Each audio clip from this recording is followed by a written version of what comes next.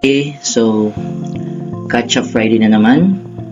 So since madami sa atin ang naghihingi or nag-ask ng help, if ever makapagbibigay tayo ng mga sample lessons, lesson logs, or mga guides sa ating Catch Up Friday, mga DLL. So, gumawa po tayo ng paraan with the help of others.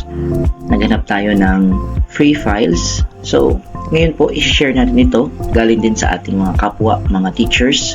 So, para mas papadali po ang inyong pag-download, pinagsama-sama na lang natin. So, kung makikita niyo po ngayon, we have here lesson logs for grade 1. Ngayon po itong Friday. But then, of course, you can always use this or modify this. Somehow, ito po ay may mga password. So, magbibigay pa ako sa inyo ng sample ng password. Yan. Ang password po, okay, ang password is, makikita nyo po, dito lang din mismo sa video. Pag inopen nyo po yung video na ito at winatch ninyo, i-flash ko po yung password, kung anong password, dito po sa ating screen. So, yan po, yung sample na laman natin. So, ito po ay for grade 1. Yan, grade 1. Okay, grade 1 po yan, grade 1. Then, next naman po, mayroon din tayong for grade 2.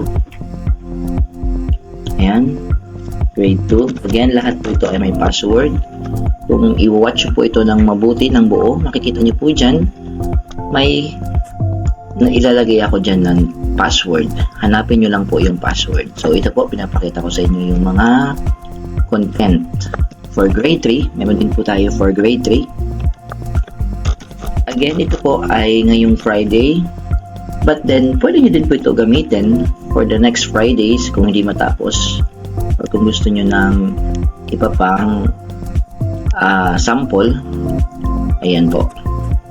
Pinapakita natin. Again, sa mga nanonood, ito pong file ay may password. Ito po ay free only or libre lamang. But then, i-watch nyo po ng mabuti dahil makikita nyo po dyan, ang password po ay ipapakita ko sa screen mismo. So, kunin po yung password. So, grade 4 ito. Next is grade 5. Ipakita po natin yung sample para at least makita ninyo na may laman po siya. Ayun, medyo nalito ako sa password. Ang dami kasi. But then, yan yung mabuti po. Lahat po yan ay may password. So, yan. For grade 5 naman po ito. Grade 5 and of course, grade 6. So, ito po, grade 6 naman. So, kung makikita nyo po, lahat na po ito ay may sample lesson plan as your guide. Okay? Ayan. So, again, get the password dito po sa ating video dahil naka-flash na po ito.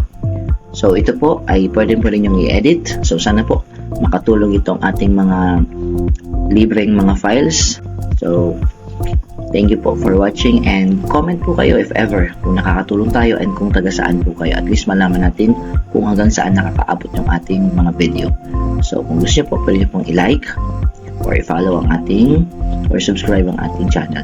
Thank you po for watching and good luck po sa ating bukas sa ating Catch Up Friday. Ingat po tayong lahat and always follow po. So, thank you for watching and God bless.